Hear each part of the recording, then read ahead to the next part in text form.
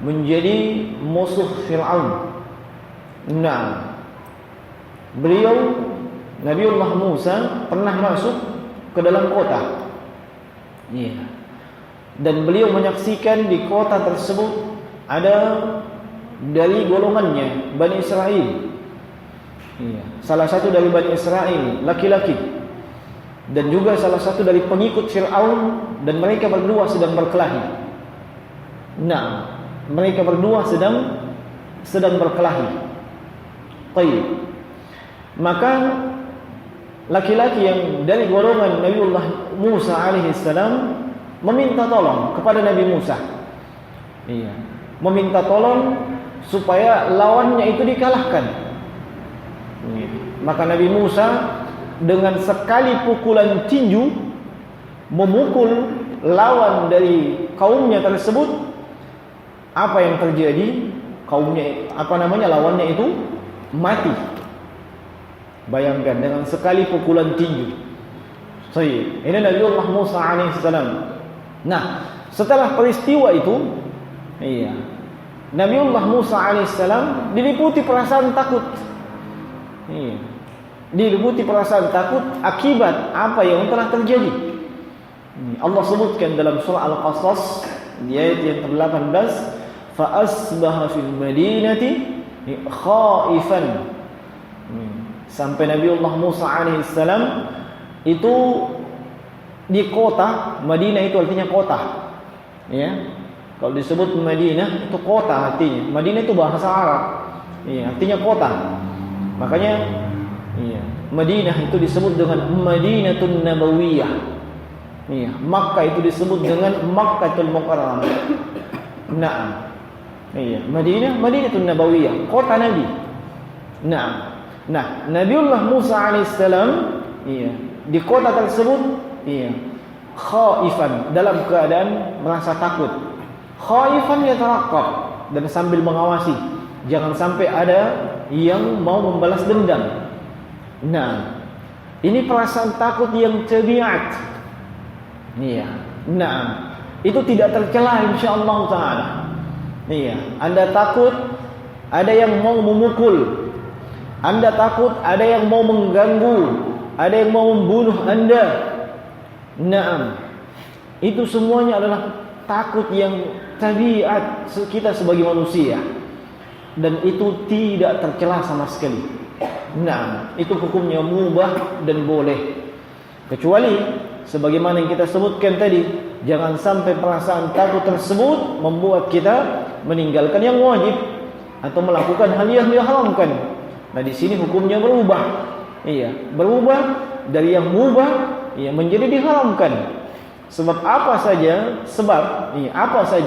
yang diharamkan, dan semua jalan atau sebab yang terlaksananya hal yang diharamkan itu menjadi diharamkan. Sebagaimana hal yang mubah, itu bisa menjadi wajib kalau itu sarana dan sebab menuju kepada sesuatu yang wajib. Nah, menuju kepada sesuatu yang wajib. Nah, ini takut yang tabiat, takut yang pertama.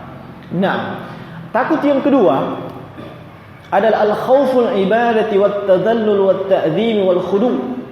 Iya, yaitu perasaan takut yang disertai dengan pengagungan kepada yang ditakuti. Iya, dia takut dan dia mengagungkan yang ditakuti. Iya, dan juga disertai dengan al-khudu' wat tadallul. Iya, disebabkan takutnya tersebut dia menghinakan diri dan merendahkan diri kepada yang ditakuti. Iya. Apakah yang ditakuti itu sesuatu atau seseorang? Nah, atau seseorang. Nah, ini disebut dengan khauful ibadah atau khaufus sir. Iya, takut yang samar. Dan takut seperti ini tidak boleh ditujukan selain kepada Allah. Iya, takut yang di dalamnya disertai dengan pengagungan dan juga merendahkan diri, iya, dan menghinakan diri kepada yang ditakuti, Iya, ini adalah takut yang bentuknya ibadah. Nah, takut yang bentuknya ibadah. Allah sebutkan di dalam surah Al-Imran 175, "Innama dzalikumus syaitan yukhawwifu awliya'ahu fala takhafuhum wa khafuni in kuntum mu'minin." Sungguhnya yang hal tersebut adalah asyaitan yang menakut-nakuti para pembelanya. Naam, fala takhafuhum, kata Allah, jangan engkau takut kepada mereka. Wa khafuni, dan takutlah kepadaku, kata Allah, in kuntum mu'minin, jika kalian itu mengaku sebagai orang yang beriman. Ma'asyiral muslimin rahimani wa rahimakumullah. Nah, bentuk takut yang kedua ini yang berpotensi dimasuki atau berpotensi tergelincirnya seseorang ke kesyirikan. Manakala perasaan takut tersebut ada bentuk pengagungan, merendahkan diri, dan menghinakan diri kepada sesuatu yang ditakuti. Di sini masuk yang namanya kesyirikan, sebab yang berhak untuk diagungkan itu Allah. Yang berhak untuk kita merendahkan diri dan menghinakan diri itu hanya kepada Allah, tidak kepada selainnya. Nah, kata Syekh Muhammad ibn Shalih Al-Utsaimin rahimahullahu taala, "Faman asyraka fihi ma'allahi ghairah fa huwa musyrikun syirkan akbar." Siapa yang menyekutukan Allah di dalam perasaan takut ini, yang kedua ini, maka dia telah terjatuh ke dalam kesyirikan yang itu adalah kesyirikan yang besar. Nah, wa dzalika mithlu man yakhafu minal asnami aw al amwat, seperti takut dengan berhala atau orang yang telah meninggal. Takut dengan orang yang telah meninggal, katanya. Nah, jangan sampai orang yang telah meninggal tersebut dan seterusnya. Kalau pengertian takut yang kedua ini, selain itu bentuknya pengagungan dan penghambaan diri dan merendahkan diri, penghinaan diri, Syekh Shalih Al-Syekh itu menambahkan adanya bentuk isalil adza biduni sababin. Takutnya tersebut itu menghasilkan keyakinan bahwa yang ditakuti bisa membahayakan tanpa ada sebab. Bisa membahayakan tanpa ada sebab. Nah, wajar Syekh Muhammad ibn Shalih memberikan contoh takut terhadap orang mati. Sebab orang mati, apakah dia bisa mendatangkan manfaat atau mudarat? Ketika dia hidup saja, manfaat dan mudarat di tangan Allah.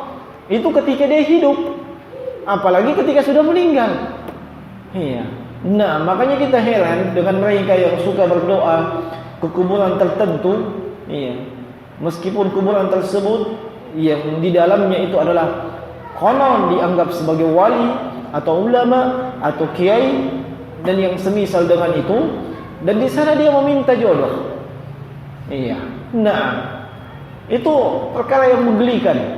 Nah, ketika hidup saja si wali, kiai, ulama atau ustadz yang di dalam kubur itu belum tentu dia bisa memberikan jodoh dan tidak bisa memberikan jodoh. Allah yang menentukan hal tersebut. Nah, apalagi ketika dia sudah meninggal, lalu ngapain dia minta-minta di situ? Nah, dan kalau mau mencari jodoh rajin-rajin masuk di grup yang ada iklan jodohnya di situ. Nah, di situ ada penawaran-penawaran.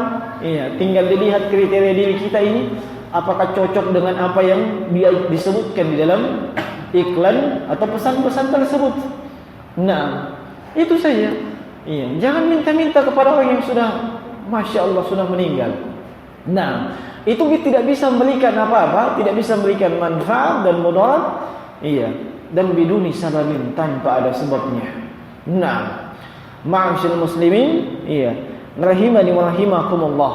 Iya. Atau man yaz'umunahum awliya wa ya'taqiduna naf'ahum wa darrahum. Takut terhadap mereka yang dianggap sebagai wali dan berkeyakinan bahwa wali tersebut bisa mendatangkan manfaat dan bisa mendatangkan mudarat. Iya. Kalau ada yang takut terhadap Dimas Kanjeng taat pribadi, iya, saya sebutkan ini sebab ada di kalangan pengikutnya mengaku bahwa dia adalah wali. Iya, dan menganggap bahwa si Dimas Kanjeng ini bisa mendatangkan manfaat dan mudarat. Nah, ini takut yang mengantarkan pelakunya kepada kesyirikan. Nah, belum lagi pelanggaran-pelanggaran yang lainnya. Nah, ma'asyiral muslimin, iya, rahimani wa rahimakumullah. Iya.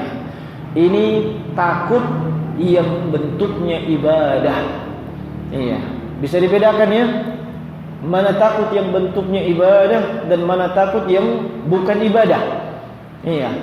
Kalau yang bentuknya ibadah, iya, berpotensi dimasuki kesyirikan. Nah, yang bukan bentuknya ibadah, iya, berpotensi dimasuki sesuatu yang diharamkan.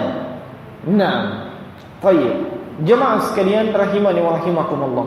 Kalau kita sudah bisa membedakan dua hal ini, niscaya kita bisa membedakan takut yang kita alami selama ini. Apakah dia masuk dalam lingkup kesyirikan atau lingkupnya adalah tabiat. Nah, bisa dipahami ya semuanya? Baik, kalau begitu sudah paham, saya ajukan pertanyaan. Nah, bagaimana hukumnya takut terhadap jin dan syaitan?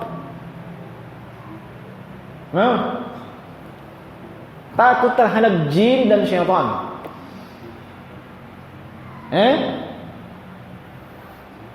Tidak paham tadi itu.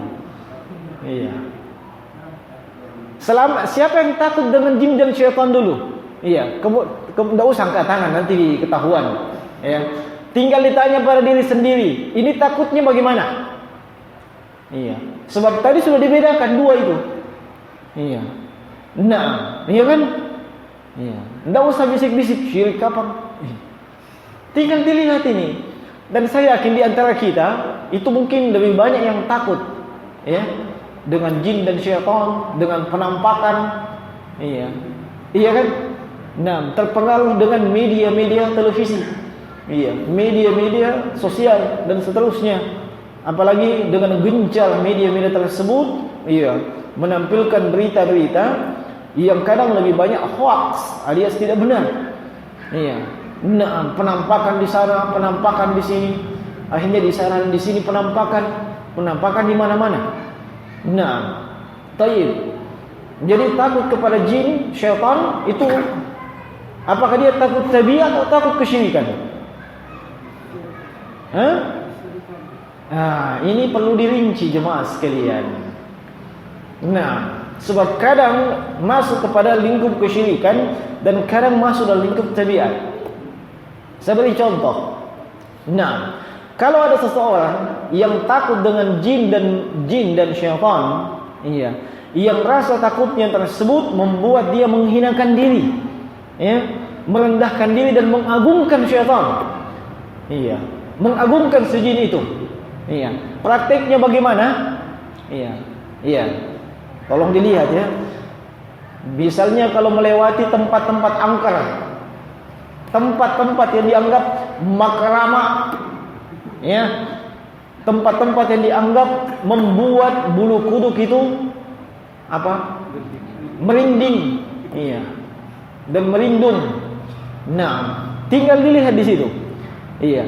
Kalau dia lewat dan dia akan berusaha lewat sambil mengatakan, "Kula nuwun, tabe, saya mau lewat Mbah." Ya. Atau lewat di kuburan tua. Ya, tabe, saya mau lewat dulu, tolong jangan diganggu. Ya. Iya. Sama-sama ki hamba Allah. Ditambahkan seperti itu. Nah, iya. Ini kan bentuknya pengagungan. sekaligus menghinakan diri. Ini yang membuat jin dan syaitan itu merasa besar kepala dan merasa mulia. Allah Subhanahu wa taala sebutkan dalam surah Al-Jin, wa annahu kana rijalun minal insi ya'udzuuna birijalin minal jinni fazaduhum rahaqa. Bahwa dahulunya ada segolongan, ada laki-laki, sejumlah laki-laki atau orang yang dari golongan manusia meminta tolong kepada segolongan dari kaum jin, yang fazaduhum rahaqa, yang hal tersebut tidak menambah kecuali bertambah dosa.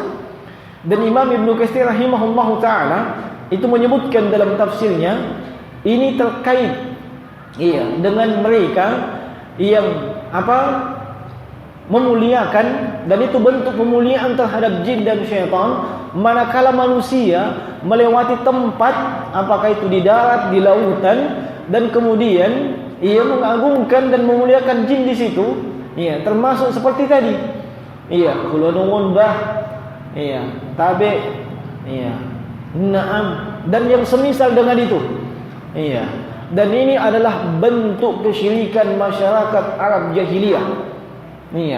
Kalau mau lihat kebiasaan jahiliyah seperti itu. Nah, mau lewat di Sampok dok jam 2 malam, matabe-tabe,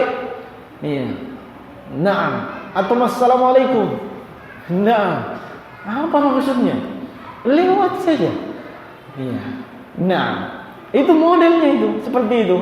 Itu artinya dia mengagungkan, sekaligus menghinakan dirinya. Padahal, manusia itu lebih mulia, lebih tinggi. Akhirnya apa yang terjadi jemaah sekalian? Karena perasaan takutnya tersebut, membuat dia mudah ditakut-takuti. Apa saja yang bergerak, apa itu? Iya kan? Apa saja yang goyang-goyang, itu minta apa? Iya kan? Wajar. Syekh Muhammad bin Shalih Al-Utsaimin itu menyebutkan, dan kayaknya beliau menukil, siapa yang takut kepada Allah, maka seluruh makhluk akan takut kepadanya. Dan siapa yang takut selain Allah, maka seluruh makhluk Allah akan menakut-nakutinya. Tinggal kita lihat rasa takut kita ini kepada Allah atau kepada makhluk. Kalau kita takut kepada Allah, jin dan syaitan yang kita ikuti tidak bisa berbuat apa-apa. Tidak bisa membuat makar. Sebab tidak ada yang bisa menimpa kita, tidak ada yang bisa mendatangkan mudarat kepada kita, kecuali itu atas ketentuan dan takdir Allah Subhanahu wa taala. Bukan karena dia, bukan karena si jin itu. Nah, ini yang kesyirikan ya. Awas nanti kalau pulang ada yang tinggal di Balandai, melewati pekuburan Cina, melewati pekuburan apa? Singgah dulu, ulah nuwun. Saya mau lewat kodok. Ini adalah takut yang bentuknya kesyirikan. Nah, tapi kalau takut, takut yang tabiat terhadap jin dan syaitan, itu bentuknya bagaimana? Yaitu, kalau dia tahu bahwa di sana tempat angkal, tempat keramat, tempat yang membuat merinding, dia tidak akan lewat di situ. Dia tidak akan lewat di situ. Kenapa? Dia takut jangan sampai tiba-tiba ada dari golongan jin yang mengganggunya. Dia takut gangguannya saja. Nah, atau dia khawatir jin itu menampakkan wujud aslinya. Yang itu membuat dia kaget dan tidak tahan. Takut. Ini takut tabiat.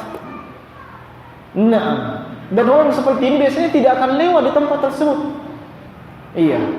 Dan kalaupun dia lewat, dia akan membaca, kalau dia tahu dia akan membaca zikir atau doa yang diajarkan oleh Nabi sallallahu alaihi wasallam. Apa doanya?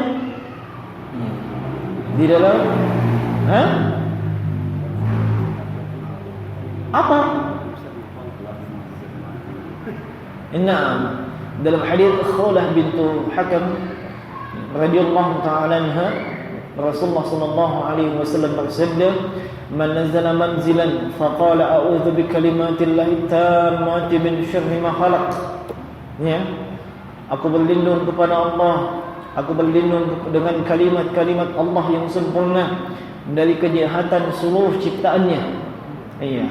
Nah, maka lam yadurruhu syai'un hatta yantahila min manzilihi dzalik. Tidak ada yang bisa membahayakan dia sampai dia meninggalkan tempat tersebut. Iya. Ini dia hafal-hafal itu. Nah, jangan tabe-tabe, baca ini. Ya. A'udzu bikalimatillahi tammati min syarri ma khalaq. Dan dibaca dengan penuh keyakinan, iya, kepada Allah Subhanahu wa taala. Insyaallah tidak ada yang bisa mengganggunya. Nah, jadi kalaupun dia terpaksa lewat di tempat tersebut, dia akan baca itu. Iya. Dan dia tidak akan melakukan istilahnya matabe-tabe, permisi, kula nuwun, iya, dan seterusnya. Tidak. Nah, ini yang bentuknya adalah at-tabi'at. Iya, bisa dipahami ya? Nah, tolong dipahami hal tersebut sehingga iya, kita bisa tahu dan bisa membedakan mana yang bentuknya kesyirikan dan mana yang tidak. Nah, baik. Bentuk yang kedua. Pertanyaan yang kedua, afwan. Bagaimana dengan perasaan takut terhadap istri? Iya, ada pertanyaan itu kepada saya. Iya, nah, dia takut terhadap istrinya. Iya, kalau istrinya nanti bisa mendatangkan mudarat kalau misalnya dia menikah untuk kesekian kalinya, untuk kedua kalinya. Iya. Nah, bagaimana perasaan takut seperti ini? Apa? Takut terhadap istri kalau dia menikah untuk kedua kalinya. Iya. Mungkin saja istrinya akan menyuguhkan sarapan pagi plus kopi yang ditambah dengan sianida. Nah, bagaimana perasaan takut seperti ini? Apakah dia yang sir, yang ibadah, atau dia tabiat? Tabiat. Baik, ada yang tahu? Saya kasih hadiah. Nah, kita sudah sebutkan tadi, makanya tolong dipahami dengan baik perbedaannya. Ini menunjukkan antum belum paham. Iya. Di apa? Ibadah, sir. Sir tadi ibadah. Jadi ada bentuk pengagungan, ada bentuk menghinakan diri dan merendahkan diri kepada istri. Iya. Bagaimana bentuknya itu?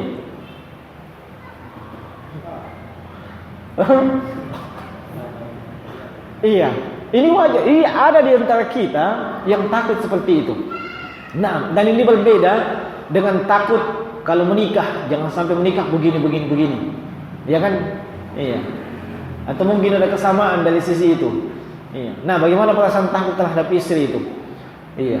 Dia katanya mau mengamalkan sunnah, mau mengamalkan syariat ta'addud. Iya. Tapi takut terhadap istri. Iya. Sehingga dia gabung di grup isti. Ikatan suami takut istri. Nah, takut di sini apa bentuknya? Yang belum beristri tidak usah dulu komen, ya, supaya tidak rancu. Iya, ini khusus yang sudah beristri. Apakah dia sudah beristri satu atau lebih dari satu? Ya, karena di sini kan ada yang sudah lebih dari satu. Iya. Nah, baik. Apakah takut terhadap istri masuk dalam lingkup tabiat atau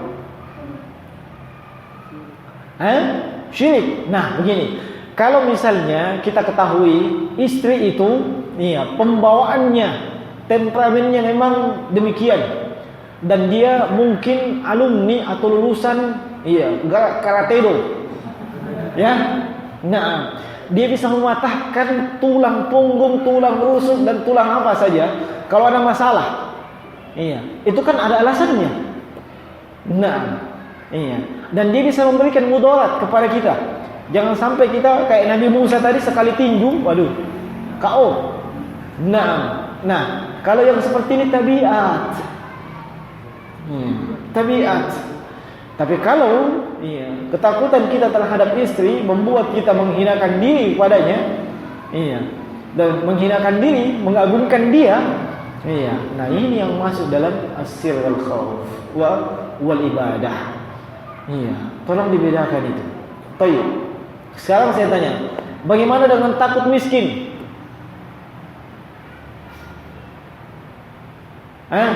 Takut miskin. Ini kita pembahasannya takut semua. Nah, takut miskin.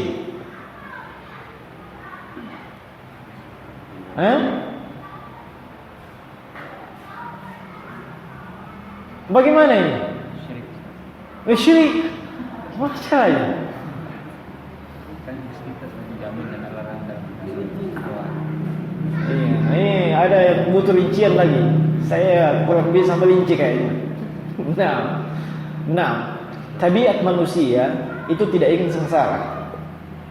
Tidak ingin hidupnya susah. Tabiat manusia. Apakah dia orang sengsara memang, atau memang orang yang berkecukupan? Asalnya dia tidak mau itu sengsara. Dan tidak mau itu miskin. Dari sisi itu dia masuk dalam lingkup tabiat. Tabiat manusia demikian, tidak mau susah. Apakah ada yang mau susah? Tidak ada yang mau susah. Tabiat manusia demikian. Itu tabiat manusia. Dan tabiat ini bisa menyebabkan seseorang terjatuh kepada hal yang diharamkan. Manakala dia tidak melaksanakan perintah dan meninggalkan yang wajib. Atau melakukan yang diharamkan. Maka dia masuk dalam lingkup yang diharamkan. Kapan takut miskin ini sampai kepada tingkatan syirik? Apakah mengagungkan dan menghinakan diri terhadap miskin?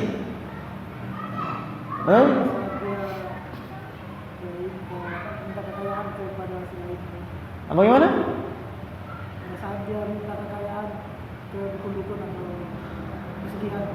Meminta kekayaan ke dukun-dukun atau dan seterusnya. Itu kayaknya pembahasannya lain.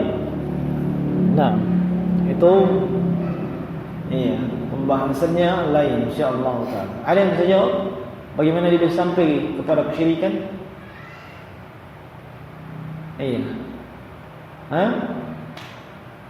Yakin bahwa yakin rezeki dari Allah, Allah sudah menentukan itu untuk kalangan mereka yang belajar, untuk kalangan mereka yang faham ilmu insyaallah taala. Tapi untuk kalangan awam tidak sampai ke sana. Kan begitu. Nah, itu PR buat kalian nih. Cari tahu itu. Takut miskin. Takut apa yang lainnya? Yang sering dialami oleh manusia. Takut mati. Ini luar biasa. Yang bicara ini takut mati. Itu termasuk penyakit yang disebutkan oleh Rasulullah SAW dalam hadis yang panjang. Termasuk penyakit dan kelemahan umat ini. Yaitu hubbud dunya wa karahiyatul maut. Sangat mencintai kehidupan dunia dan takut mati. Apakah takut mati ini tabiat atau syirik?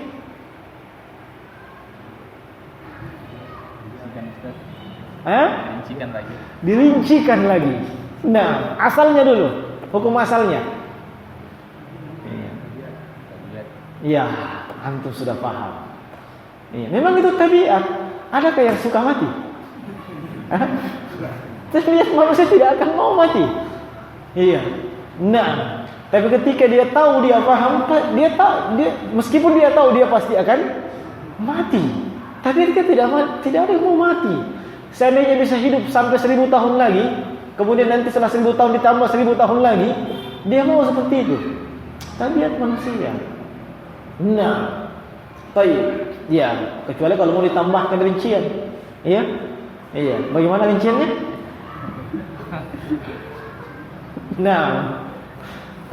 Yang jelas tolong dibedakan dua hal ini. Dengan ini kita bisa menimbang. Ini standar untuk menilai rasa takut yang kita rasakan, dia masuk di kategori yang mana, dia masuk di lingkup yang mana. Nah, bersyukurlah kalau rasa takut tersebut hanya tabiat biasa. Iya, yang kita khawatirkan kalau terjatuh ke dalam kesyirikan. Nah, sebagai kesimpulan jemaah sekalian, perasaan takut yang dialami oleh manusia, iya, kalau di Qaulul Mufid di sini memang Syekh Utsaimin menyebutkan 2. Kalau di Syarah Ushulus Salasa beliau menyebutkan 3. Nah, tapi 2 pembagian beliau masuk dalam satu pembagian yang ada disebutkan di sini. Yang pertama, takut yang sifatnya tabi'i, jibilli, tabiat. Iya, na'am, dan tidak ada bentuk pengagungan di dalamnya, tidak ada bentuk merendahkan diri, iya, kepada yang ditakuti. Nah, dan tabiat manusia biasa, iya, takut ketabrak mobil, takut terantuk batu, iya, takut dipukul, takut dibunuh dan seterusnya. Ini takut terbakar api, takut dipatok ular, semuanya takut tabiat. Iya. Bentuk yang kedua, takut terhadap sesuatu atau seseorang yang disertai dengan merendahkan diri, menghinakan diri dan pengagungan terhadap sesuatu atau seseorang tersebut. Dan iya, kita berkeyakinan bahwa dia bisa mendatangkan manfaat dan manfaat dan mudarat tanpa ada sebab. Jadi paham ya? Iya, dibedakan mana iya yang syirik. Nah, baik. Terus takut ini syirik kecil atau syirik besar?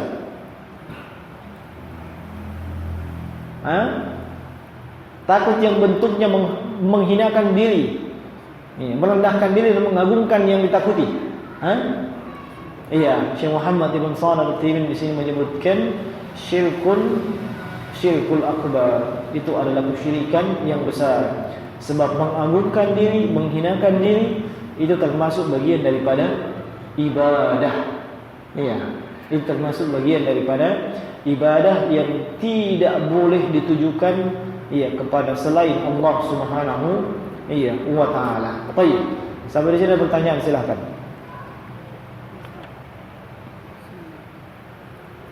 Apabila ada seorang tua yang sakitnya parah atau boleh dibilang sudah koma.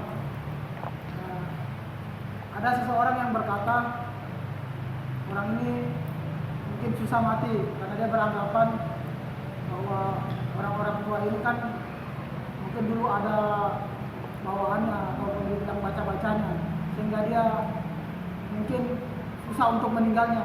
Apakah dengan berkeyakinan seperti ini mengandung kesyirikan atau? Iya, itu sering saya dengarkan. Iya, dan itu sering terjadi. Iya. Di kampung saya sendiri itu menjadi sebuah keyakinan bahwa ketika seorang tokoh masyarakat yang tokoh ini dikenal sakti, iya, dikenal memiliki ilmu, iya, maksudnya ilmu yang tidak umum, iya, dia bisa berjalan tengah malam dengan dengan cepat, tidak pakai sendal, melewati duri, rintangan, tidak pakai sendal. Nah, dia dianggap memiliki ilmu yang seperti ini. Iya, katanya kalau meninggal itu susah meninggalnya. Iya, katanya. Iya. Dan saya tidak bisa mengatakan wallahu a'lam. Iya. Nah, sebab yang kita ketahui, iya.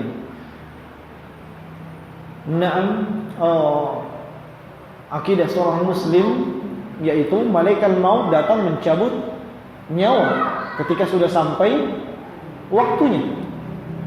Iya. Nah, dan tidak ada ceritanya malaikat maut itu menunda dulu. Iya, oh ini dia punya ilmu kayaknya nih. Nah, ini tunda-tunda dulu. Tidak ada ceritanya. Nah, atau dipending-pending terus. Iya. Sampai dikasih hilang itu ilmunya. Iya. Nah, Allah tegaskan dalam Al-Quran. Likulli ummatin ajal. Fa idza jaa ajaluhum la yastakhiruna sa'atan wa la yastaqdimun. Ketika ajal sudah tiba, maka tidak bisa dimajukan dan tidak bisa dimundurkan.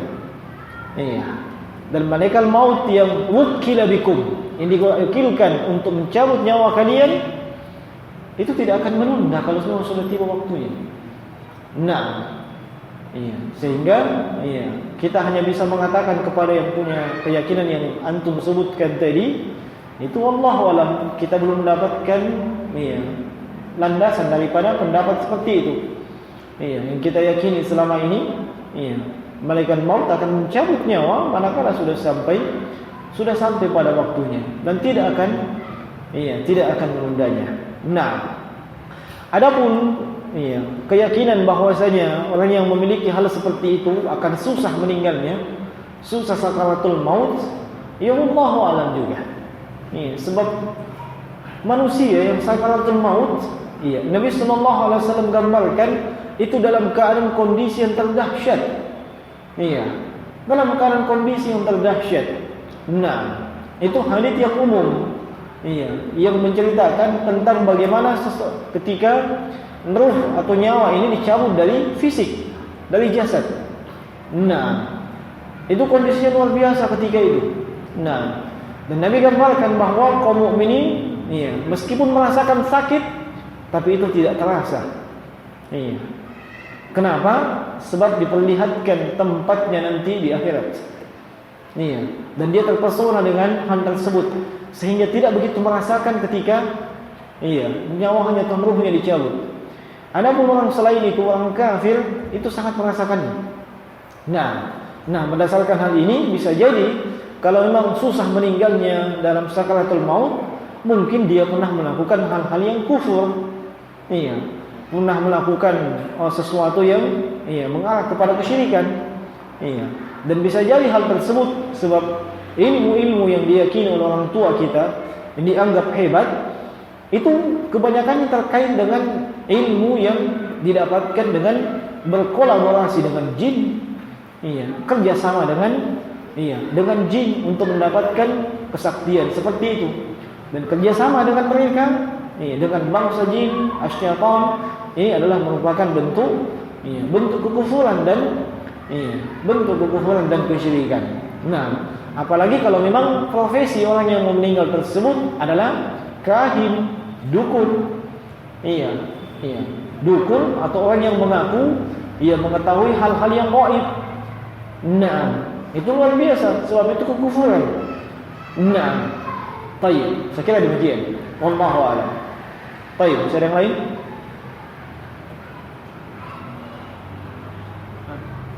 Itu takut miskin bisa jatuh kepada kesyirikan kalau dia hilang keimanannya terhadap takdir.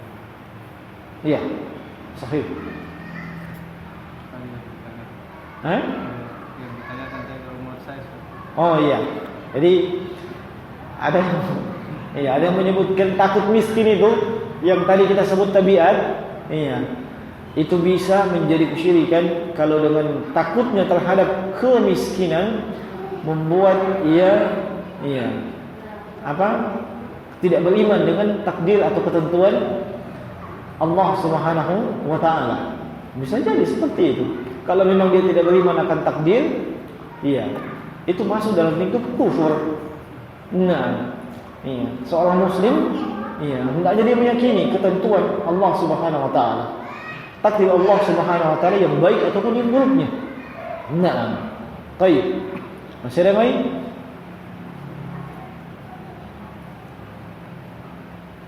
Sudah masuk di sana? Sudah ya? Baik, saya kira cukup. Mohon maaf atas segala kekurangan. Yang benar datangnya dari Allah Subhanahu wa taala, yang keliru itu pasti datang dari kami. Dan insyaallah taala di pertemuan yang akan datang, kita akan menyambung pembahasan terkait dengan kesyirikan yang terjadi pada amalan-amalan hati. Sebab banyak ibadah yang dilakukan oleh hati kita. Dan tadi kita sudah sebutkan di pertemuan awal ucapan Imam Ibnu Qayyim Al-Jauziyah. Naam. Tentang ibadah-ibadah hati. Naam. Dan sekali lagi saya ulangi, kesyirikan itu bisa terjadi pada hati kita. Pada ibadah yang dilakukan oleh hati, amalan hati. Dan kesyirikan bisa terjadi melalui ucapan. Nah, dan kesyirikan bisa terjadi melalui tindakan atau perbuatan. Nah, ini perlu kita ketahui dengan baik dan benar. Tujuannya apa? Supaya kita tidak terjatuh ke dalam kesyirikan. Nah, baik, sekiranya demikian. Ya, subhanakallah bihamdik, nasyhadu an la ilaha illa anta astaghfiruka wa atubu ilaik. Assalamualaikum warahmatullahi wabarakatuh.